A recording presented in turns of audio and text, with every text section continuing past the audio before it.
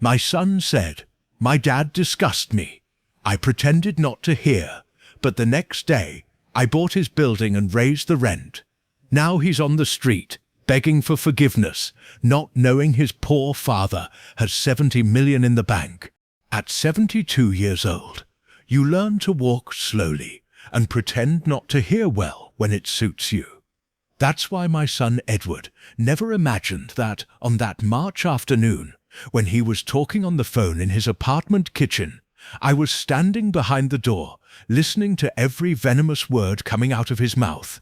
I had arrived like every Tuesday, carrying my grocery bag with fresh vegetables and the blood pressure medication he always forgot to buy. For 3 years I had maintained this religious routine, visiting my only son, making sure he was okay, bringing him whatever he needed. I believed these moments were precious for both of us. How wrong I was. "No, Mom, I can't bring you money again," Edward was telling my ex-wife with that tone of annoyance that pierced my soul. "I have my own expenses, and besides, my dad never helps me with anything real." I paused my breathing. For 3 years I had been visiting my son every Tuesday, bringing him complete groceries, paying his utilities when he was behind, buying him medicine when he was sick, giving him money whenever he needed it. But apparently all of that was nothing real. "My dad disgusts me," Edward continued, and those 4 words pierced my chest like hot daggers.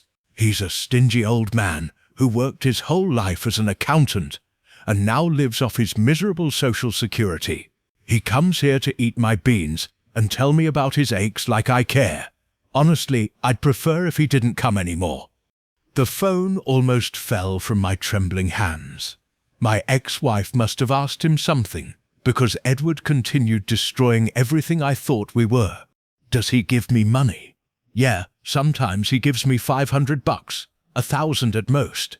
Like that pittance is going to solve my life. The problem is, he thinks that with those handouts, he's already fulfilled his duty as a father." Handouts.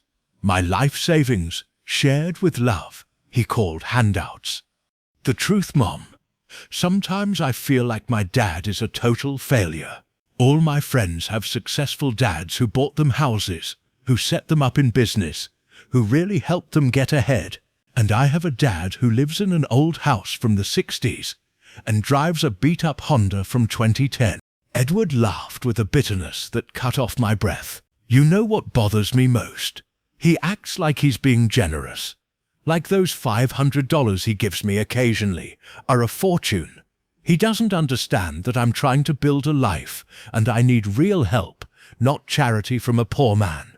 I wish I'd had a dad like Robert's," he continued, referring to his best friend since high school. His dad bought him his condo, set him up with a fully equipped office, got him important clients. That's a real man, a successful man. Not like my dad who just complains that everything's expensive and that young people today don't know the value of money. Each word was like taking a beating, but there was more. "No, I'm not going to tell him what I think," Edward continued with a cruelty I didn't recognize. "What's the point? Even if I told him what I really think of him, nothing would change. He'd still be the same poor, bitter old man, and I'd still be here struggling to pay rent on this shitty apartment. Besides," he added after a pause, "why hurt him unnecessarily? After all, he's already old. It's not like he's going to change at this stage of his life. I'll just keep tolerating him until he dies, and then I can live my life without having to pretend I'm happy to see him." That's when I made a decision that would change our lives forever. I quietly walked away from the door, went to the bathroom and locked myself in there for 5 minutes, trying to process what I had just heard. When I returned to the living room, Edward had already hung up the phone and was watching TV as if nothing had happened. "You leaving already, Dad?" he asked without looking up from his soap opera, with that indifference I now completely understood. "Yes, son," I said in the calmest voice I could manage. "Get some rest." "See you later," he muttered, without even turning to look at me. I left his apartment and walked down the stairs slowly, gripping the handrail, because my legs were shaking, not from sadness, but from a cold fury I hadn't felt in decades. I drove home with my hands clenched on the steering wheel, trying not to crash into the first wall I saw. I got home, poured myself a double whiskey, and sat at my desk for 3 hours, looking at documents Edward had never seen. Documents that explained why I never really worried about money, why I could give him those $500 without thinking twice, why I lived peacefully despite having miserable Social Security. My son thought I was a poor accountant who had worked his whole life keeping books for small shopkeepers. He didn't know that for 40 years I had done much more than basic accounting. He didn't know that I was the one who managed private investments and financial trusts for 3 of the most powerful families in the city. He didn't know that each accounting client I administered gave me commissions of hundreds of thousands of dollars monthly. Edward saw my old house in Queens and my 2015 Honda, but he never wondered why I never worried when prices went up, why I always had cash available for emergencies, why I could travel every year to visit my sister in California without budget restrictions. I opened my laptop and checked my main account statement. $73,400,000 in diversified investments, $8,200,000 in high-yield savings accounts, properties worth $42 million, an office building in Manhattan, 2 houses in the Hamptons, a ranch in Montana. My son, who called me a failure, had no idea that his poor dad had more money than 98% of Americans. But I had chosen to live modestly for a very specific reason, because I believed in teaching my son real values, because I wanted Edward to learn to work, to strive, to build his own life with dignity, because I didn't want to create a spoiled, entitled son without character like so many rich kids I had known in my professional life. How extraordinarily stupid I had been. That night, I couldn't sleep. I stayed awake until 5 in the morning, going over every conversation I'd had with Edward in the last 3 years, analyzing every gesture, every smile, every hug, and what I discovered chilled my blood. It had all been acting. Every thanks, Dad, had been fake. Every good thing you came had been a lie. Every I love you so much had been pure theater. At 8 in the morning the next day, I called my lawyer. "Mr. Harrison," I said when he answered sleepily, "I need you to find out who owns the building where my son lives. It's called Oak Grove Apartments in Brooklyn. Apartment 4B. "Good morning, Mr. Rodriguez. Of course I can find that out. May I ask what you need it for?" "I want to buy it." There was a long pause on the other end. "Excuse me, buy what exactly?" "The entire building." "Mr. Rodriguez, that's going to require a very considerable investment." "Mr. Harrison," I interrupted with a coldness that surprised even me, "I have the money. Just find out who the owner is and arrange a meeting for today." "Today?" "Mr. Rodriguez, these transactions usually require weeks of investigation, feasibility studies." "Mr. Harrison, how many years have I been your client?" 15 years, Mr. Rodriguez. And in those 15 years, have I ever asked you for something I couldn't afford?" "No, sir." "Then trust me. Find out who the owner is. Tell them I have an offer they can't refuse, and arrange a meeting for today. If necessary, offer them 20% above market value." "Understood, Mr. Rodriguez. I'll contact you as soon as I have information." 3 hours later, Mr. Harrison called me back with palpable nervousness in his voice. "Mr. Rodriguez, I spoke with the owner. He's an 80-year-old man named Mr. Thompson, who's actually interested in selling because he wants to fully retire and move to Florida with his daughter. The building has 12 apartments, all rented, with 100% occupancy. He's asking $25 million for the complete property. Tell him I'll give him $30 million in cash, but I want to close the deal before 6 tonight." $30 million in cash? Mr. Rodriguez, are you sure?" "Completely sure. and tell him if he accepts, he can keep all the tenant deposits as an additional bonus. That would be about another $200,000. Exactly. Tell him it's $30,200,000. Immediate bank transfer. Document signed today, and he can leave for Florida tomorrow if he wants. I'll call him right now. Mr. Rodriguez. At 2 in the afternoon, I was sitting in Mr. Harrison's office, across from Mr. Thompson, an elderly, distinguished-looking man who couldn't believe what he was hearing. Mr. Rodriguez, he was telling me with wide eyes. In 40 years of real estate business, I've never seen such a direct operation. Mr. Thompson, I replied calmly, at my age, you don't have time for long processes. Either it gets done or it doesn't. But you understand, this is very unusual. Normally these types of sales take months. Mr. Thompson, do you want to sell or not? Of course I want to sell. But then, let's sell. Here's the 30 million. I showed him my phone screen, where I had prepared the bank transfer. His eyes opened like saucers. Good Lord, he murmured, you really have the money. What did you think? That it was a joke? 4 hours later, I was the new owner of Oak Grove Apartments. At 6:30 in the evening, I had signed new lease agreements for all the building's tenants, maintaining their current rents, all except one. For apartment 4B, where my dear son Edward lived, I prepared a very special contract. The following Tuesday, I arrived at Edward's place as always, carrying my grocery bag with the groceries I had bought with my miserable Social Security. I knocked on the door and waited. "Hi, Dad," he said when he opened it, with that fake smile I now recognized perfectly.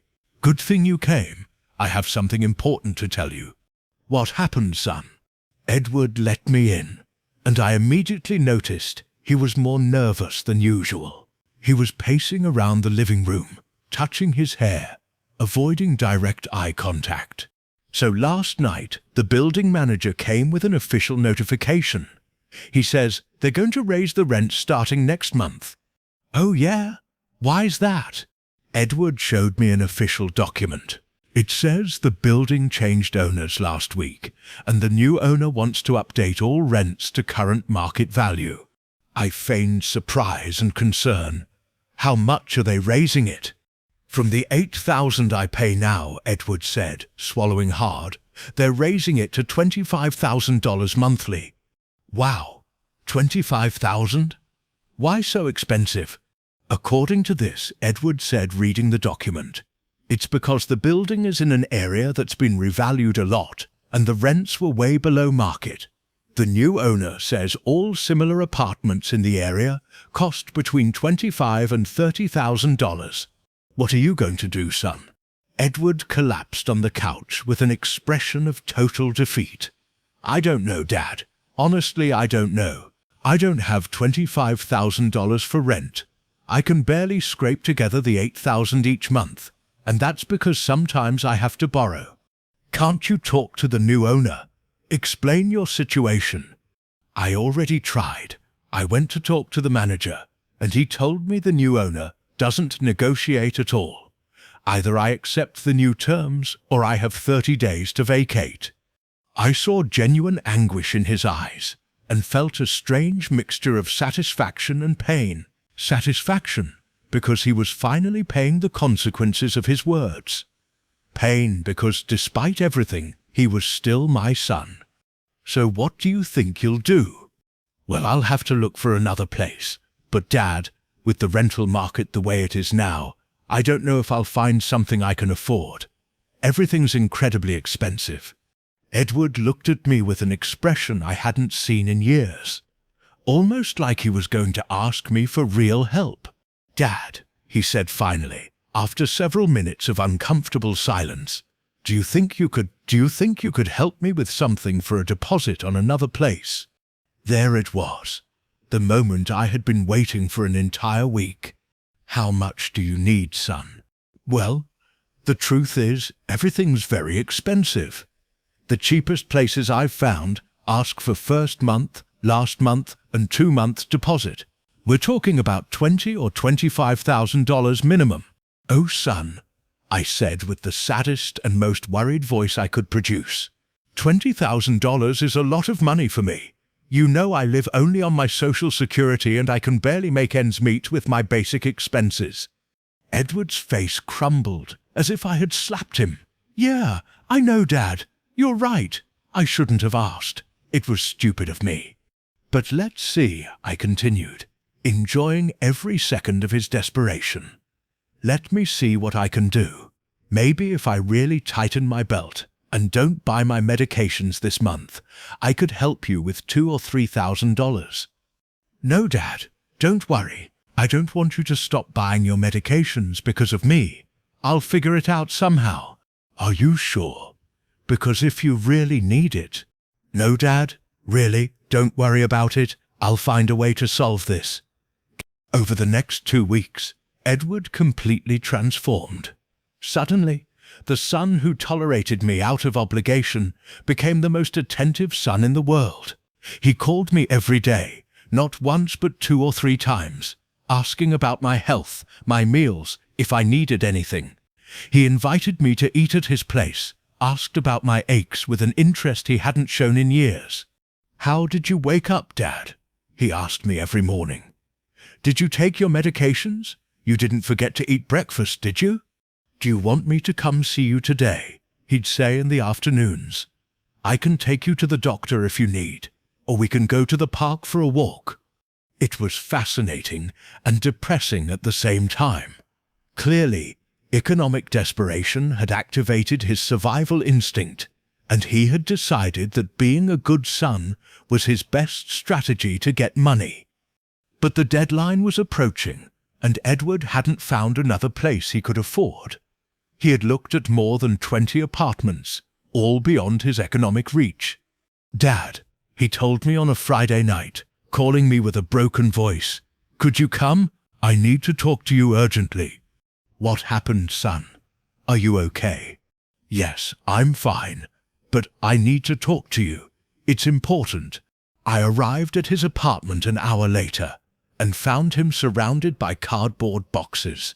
He was packing his belongings with a slowness that betrayed his defeat. Did you find another place? Edward didn't look me in the eyes. No, Dad, I didn't find anything I could afford.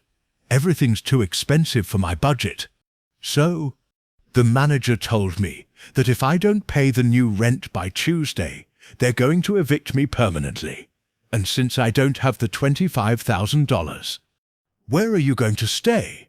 A co-worker is going to let me use his couch for a few days, while I find something permanent, or while I get more money. Edward sat on one of the boxes, and for the first time in many years, I saw him cry. They weren't tears of sadness, but of pure frustration and absolute desperation. Dad, he said between sobs, I know I've never been the best son in the world. I know sometimes I'm cold with you, distant. I know I don't call you as much as I should and don't visit you enough, but I need your help. I don't know what else to do. How much do you need exactly, son? The cheapest deposit I found is $15,000. It's a room in a tenement in a rough neighborhood, but at least I'd have a place to sleep. I know it's a lot of money for you, but if you could lend me at least half. Edward looked at me with an expression of absolute supplication. I promise I'll pay you back every last cent. I can give you post-dated checks. I can sign a promissory note. Whatever you want. Edward, I said, sitting next to him on another box. Before making any decision, I need to ask you something, and I want you to answer with absolute truth. Yes, tell me whatever you want. What do you really think of me? Edward raised his head, confused. What do you mean by that? What you think of me, as a person, as a father, as a man. I want the complete truth, no diplomatic lies. Edward hesitated for almost a full minute. Dad, you're a good person. You've always tried to help me when you can, within your possibilities. Edward, I said firmly, I asked you for the truth. Something in my tone made him realize I wasn't playing. "The truth," he said finally, looking at the floor. "Sometimes I feel that you couldn't give me more in life. As a father, as a successful man, I see other dads who achieved more things, who've been able to help their children more, who gave them better opportunities. And does that disgust you?" Edward looked at me surprised, as if I had said something impossible. "What?"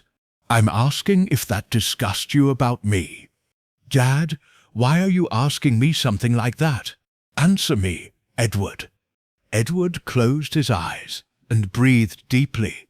"Sometimes, yes, sometimes I feel frustrated that you couldn't be more successful, that you couldn't give me a better life, more opportunities, more real help. And do you prefer that I don't come visit you?" Edward froze. "What did you say?"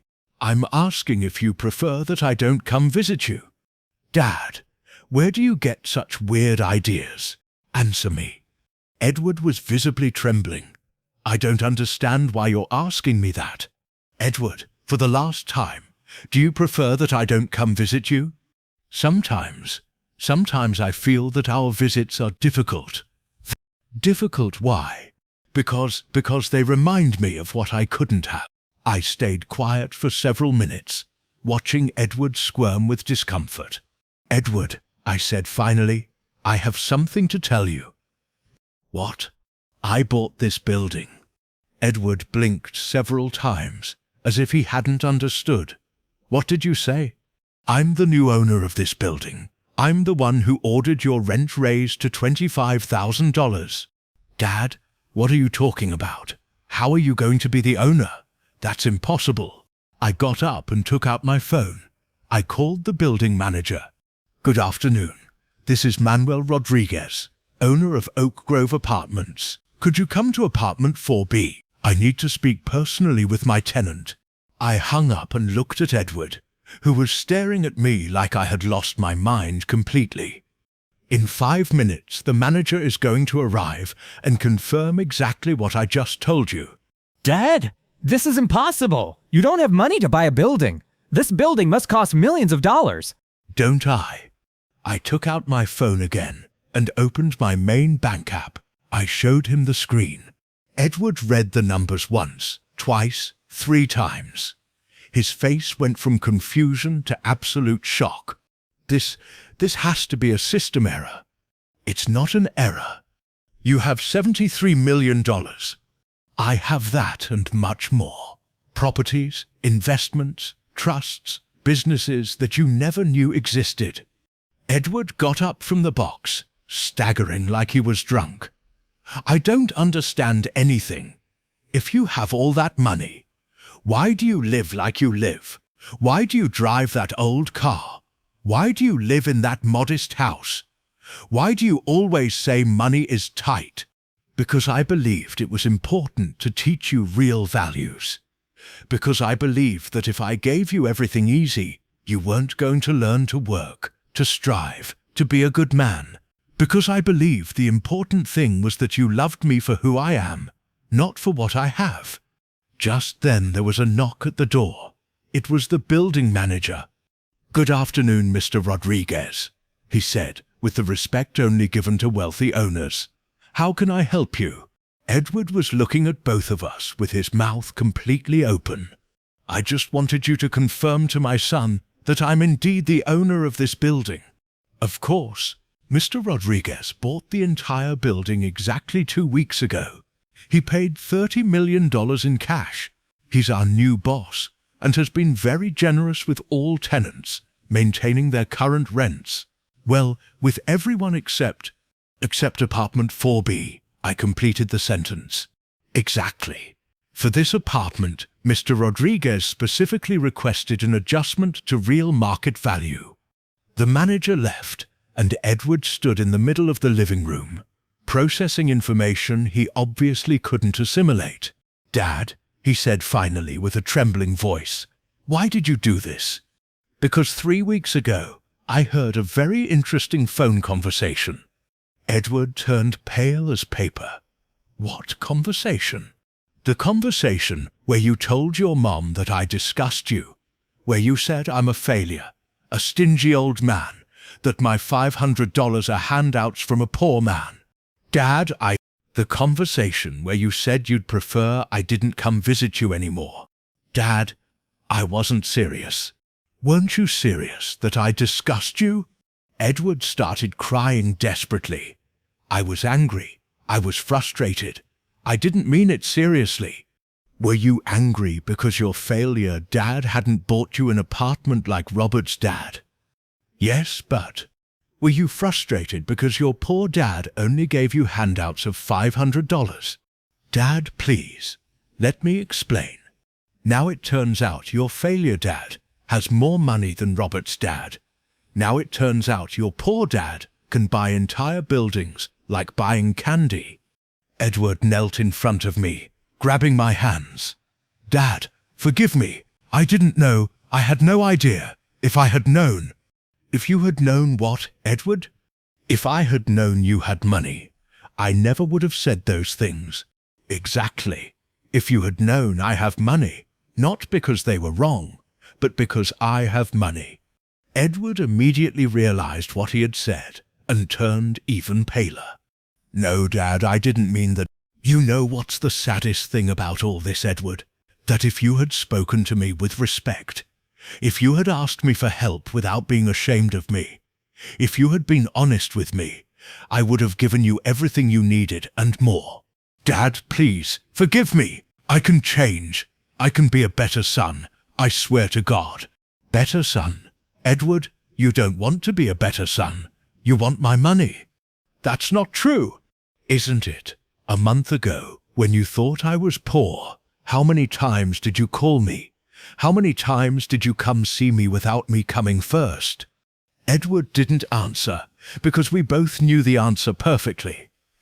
In these 2 weeks, since you need money to move, you've called me more times than in the last 6 months combined.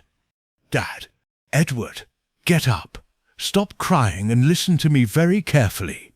My son got up from the floor, wiping his tears with his shirt sleeves. You have exactly 2 options. First option, I completely forgive you. I return your rent to the original $8,000, and we continue our relationship as if nothing happened, but both of us knowing that everything is false, that you tolerate me only for economic interest, and I tolerate you because you're my blood. Edward nodded desperately. Yes, Dad, that option. Please, that option. Or second option, I continued without paying attention to his plea. You leave this apartment tomorrow. I don't give you another penny in your entire life, and you learn to live being completely honest, without pretending you love me, without acting like a good son for economic convenience. Dad, are you crazy? Are you going to kick me out of my own home? This isn't your home, Edward. This is my home. I paid $30 million for it, and I decide who lives here and who doesn't. But I'm your son. You're my son when you need money. The rest of the time I'm the old man who disgusts you, remember? Edward became completely desperate. Dad, please, I have nowhere to go. I don't have money. You can't leave me on the street. You'll have to figure out life like all responsible adults in this country. You can't do this to me. It's inhumane. Inhumane. Edward, I have $73 million. I can do exactly whatever I damn well please. My son knelt again, grabbing my legs like a desperate child. Dad, I swear by Grandma's memory that I'll change. I swear I'm going to be different. I swear I'm going to love you for real, that I'm going to respect you, that I'll never speak badly of you again. Edward, get up. I've already made my decision. What decision? You have until tomorrow Sunday at 6 in the evening to completely vacate. Monday first thing in the morning, I'm changing the locks. DAD, no, you can't do this! And Edward, I added, walking toward the door. Next time you talk about me on the phone, make sure I'm not listening behind the door. I left the apartment and closed the door. Outside, I could hear Edward crying like a wounded animal and screaming my name with a desperation that broke my heart. But I didn't go back. But I drove home with a strange mixture of satisfaction and emptiness. My son had learned a lesson he would never forget, that words have devastating consequences, and that sometimes those consequences hurt more than one can ever imagine. Saturday morning, Edward showed up at my door. He was disheveled, wearing the same clothes from the day before, his eyes swollen from crying so much. He had walked from his apartment because clearly he didn't have money even for the bus. "Dad," he said when I opened the door, "please, let me explain. Please, give me another chance." "What do you want to explain to me, Edward?" "That I was wrong, that I was stupid, that I had no right to talk about you like that. And why are you changing your mind now? What happened between yesterday and today?" Edward lowered his head because I realized that I really need you. "Do you need me, or do you need my money?" "I need you." "Edward, look me in the eyes and repeat that." My son raised his gaze, and I tried to look for some sincerity in his eyes, but all I saw was fear and desperation. "I need you, Dad. You know what? I believe you. I believe you need me, but not for the right reasons." "What do you mean?" "That you need me, because without me you're lost. Because you realized you don't know how to survive without help. But that's not filial love, Edward. That's dependency. Dad, I can learn. I can change. Do you know how many times I've heard those words in my life? From your mother before the divorce, from employees who stole in companies where I worked, from partners who betrayed me. Everyone can change when they get caught." Edward was quiet for a moment. "So there's nothing I can do?" "Of course there's something you can do." "What?" "Leave here. Find work. Find a room you can afford with your salary, and live like an independent adult for 1 complete year. Without my help, without my money, without my presence. And after the year, if you've really changed, if you've learned to value things, if you've matured as a man, we can talk about rebuilding our relationship. And meanwhile, I don't exist for you. For you, I don't have money. For you, I don't have properties. For you, I'm exactly the poor old man you thought I was." Edward started crying again. "Dad, a year is a long time. What if something happens to me? What if I get sick? What if I can't find work? Then you'll learn what life really means. What I learned when I was your age and didn't have a rich dad to solve my problems. Are you really going to abandon me?" "I'm not abandoning you, Edward. I'm freeing you from the burden of pretending you love me, and from the humiliation of needing help from someone who disgusts you." My son stood at my door for 10 more minutes, waiting for me to change my mind. But I had already made my decision. "Edward," I said finally, "it's 11 in the morning. You have 7 hours to get your things out of the apartment." "Dad, 7 hours?" I closed the door. 2 days later, Edward called me from a payphone. "Dad," he said with a broken voice, "I'm sleeping in a government shelter. Please help me." "Edward, did you get a job?" "Not yet, but—" Then we haven't finished talking, and I hung up the phone. A week later, he called again. "Dad, I got a job at a factory. I make $4,000 a month. I rented a room in a tenement for $2,000 a month. Can I come see you now?" "Edward, I told you it was a complete year." "But Dad—" 11 months and 3 weeks. And I hung up again. The months passed. Edward called me every 2 weeks, reporting his progress, like an employee reporting to his boss. He had gotten a better job. He had changed rooms. He had started studying English at night. But he never asked me for money. He never asked me for help. And for the first time in years, I started feeling something like pride. The day exactly 1 year was completed, Edward knocked on my door. He was completely transformed. Thinner but stronger, tan from working under the sun, with calluses on his hands he had never had, with a more mature, more confident look. "Dad," he said simply, "the year is up." "Yes, it is." "Can we talk?" I let him in. He sat in the living room exactly where he had sat a year before.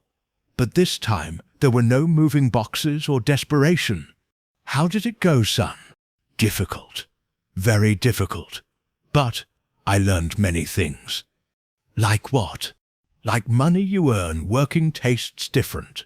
Like when you pay your own rent, you sleep more peacefully. Like I don't need so many things to be happy." "What else?" Edward looked me directly in the eyes. "That I had an extraordinary dad and didn't know it. That you were generous and I interpreted it as stinginess. That you were wise and I saw it as failure. And what do you think of me now? That you're the smartest man I know. That you gave me the hardest but most valuable lesson of my life. That you taught me to be a man when I only wanted to keep being a child. And I don't disgust you anymore." Edward smiled for the first time in a long time. "What disgusts me is the man I was a year ago, the one who didn't know how to value you." We stayed in silence for several minutes. "Edward," I said finally, "do you want to stay for dinner?" "Can I?" "You can, but you're going to help me cook." "Of course." That night we cooked together for the first time in our lives. We talked about everything: his work, his plans, his fears, his achievements. And for the first time in years, I knew I was talking to my real son, not an acted version of him. At the end of the night, when he was leaving, Edward hugged me. "Dad," he whispered in my ear, "thank you for teaching me what really matters." "Thank you for learning it," I answered.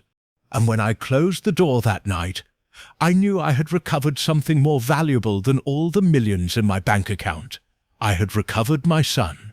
But I also knew that some mistakes are paid for very dearly, and that words spoken with contempt can change a life forever. Edward had learned to value me, but I had learned something equally important: that true love sometimes requires the greatest cruelty to flourish. The months that followed were different than any we had ever shared. Edward didn't just visit me out of obligation or need anymore. He came because he genuinely wanted to spend time with me. We started having weekly dinners, not because I brought groceries, but because he wanted to cook for me with ingredients he bought with his own hard-earned money. "Dad," he told me one evening as we sat on my porch watching the sunset, "I need to tell you something that's been eating at me." "What is it, son?" "I've been thinking about all those years, when I complained you weren't successful enough, when I wished you were more like Robert's dad, and now I realize that Robert's dad gave him everything, but he never taught him anything. Robert's 35 and still calls his dad every time he has a problem. He's never really grown up." Edward paused, looking at his calloused hands. "But you made me into a man. Even when I hated the lesson, even when I couldn't see what you were doing, you were building my character." I felt a warmth in my chest that I hadn't experienced in decades. "You know, Edward, for a while I thought maybe I had been too harsh. Maybe I had let my anger drive me to cruelty. No, Dad, you gave me exactly what I needed, not what I wanted, and that's what real fathers do." 3 months later, Edward surprised me with news that filled me with more pride than any bank statement ever could. "Dad, I got promoted to supervisor at the factory. They're doubling my salary and giving me a team to manage." "That's wonderful, son. You earned it." "But that's not all," Edward continued, his eyes bright with excitement. "I've been saving every penny I could, and I want to show you something." He pulled out his phone and showed me his own bank account. It wasn't millions, but it was substantial for someone who had started from nothing just 18 months ago. $15,000, he said proudly. "I saved it by living below my means, by not buying anything I didn't absolutely need, by working overtime whenever I could." "I'm impressed, Edward. What are you planning to do with it?" "I want to invest it. But not just anywhere. I want you to teach me how to really build wealth the way you did. Not because I want your money, but because I want to honor the lessons you taught me by applying them. That weekend, we spent hours going over investment strategies, talking about risk management, discussing the patience required to build real wealth. It reminded me of the conversations I had always hoped to have with my son, the kind of relationship I had dreamed we could have. You know what's funny, Dad? Edward said as we reviewed some financial documents. When I thought you were poor, I was embarrassed by your old car and your modest house. Now that I know you're wealthy, I'm impressed by your discipline and your values. The car and the house are exactly the same, Edward, but I'm not the same person looking at them. 6 months later, Edward made another announcement that caught me completely off guard. Dad, I met someone. Oh, tell me about her. Her name is Sarah. She's a nurse at the clinic near the factory. She's amazing, Dad. She's kind, she's smart, she works incredibly hard, and she doesn't care about material things. Edward's face lit up as he talked about her. The thing is, I told her everything about our fight, about the year you made me live on my own, about learning to be a real man. And you know what she said? What? She said she was glad I had a father strong enough to love me that way. She said most parents today are too weak to do what's really best for their children. She sounds like a wise woman. She is. And Dad, I want her to meet you, but not as your son who needs your approval or your money, as a man who's proud of his father and wants the woman he loves to know where his values come from. The dinner where I met Sarah was one of the most pleasant evenings I had experienced in years. She was exactly as Edward had described, genuine, hard-working, unpretentious. During dessert, she said something that moved me deeply. Mr. Rodriguez, Edward told me about the difficult time you two went through. I just want you to know that the man I fell in love with is the man you shaped through that experience. His work ethic, his humility, his appreciation for simple things, those qualities make him extraordinary. Edward reached across the table and squeezed my hand. Dad, everything good about me comes from you. It just took me a while to see it. 2 years after our reconciliation, Edward and Sarah got married in a small ceremony in my backyard. Instead of an expensive wedding that would have drained their savings, they chose something simple and meaningful. Edward paid for everything himself, insisting that this was how he wanted to start his marriage, as a man who could provide for his family. In his wedding speech, Edward said something that brought tears to my eyes. 2.5 years ago, I was a spoiled, ungrateful man who thought success was measured by what your parents could give you. My father loved me enough to let me fail, to let me struggle, to let me discover my own strength. Today, I stand here as a man who knows the value of everything he has because he earned it himself. He looked directly at me. Dad, thank you for refusing to enable my weakness. Thank you for loving me enough to be hated. Thank you for seeing the man I could become when I couldn't see it myself.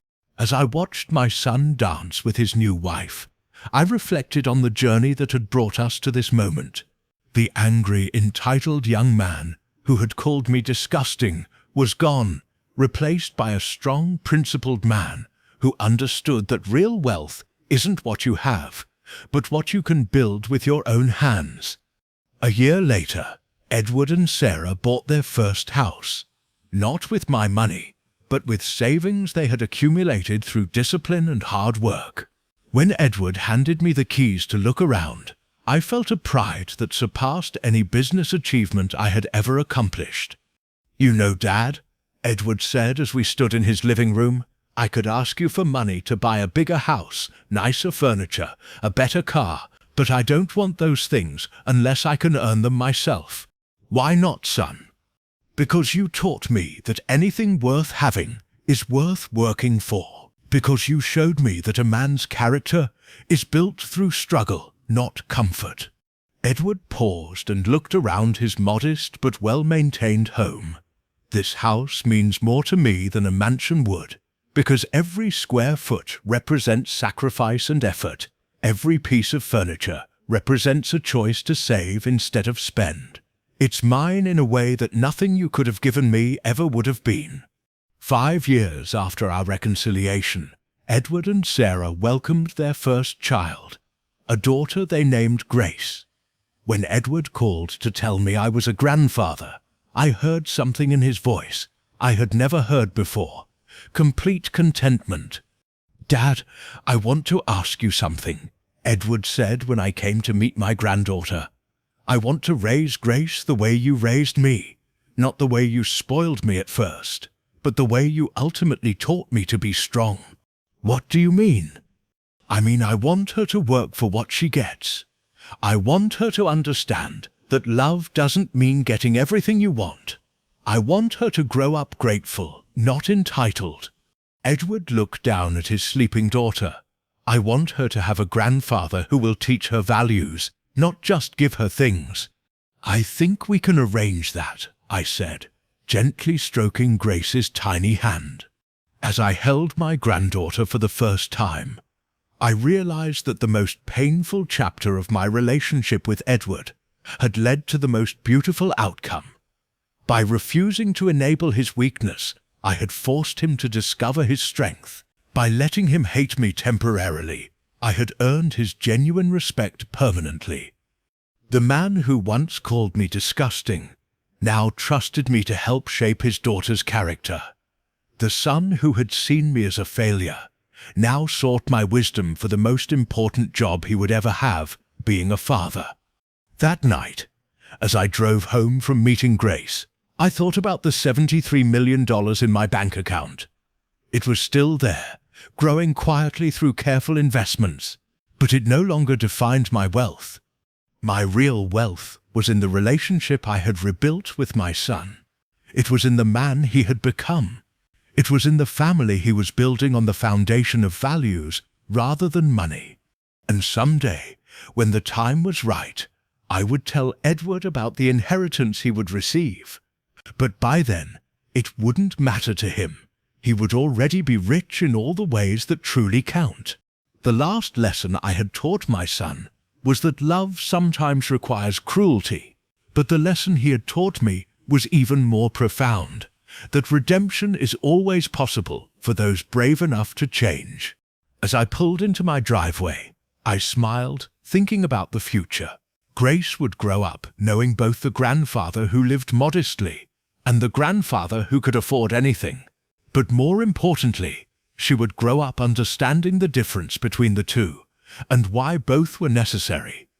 The story that began with 4 words of disgust had become a story of transformation, forgiveness, and genuine love, and that I realized was worth more than all the money in the world.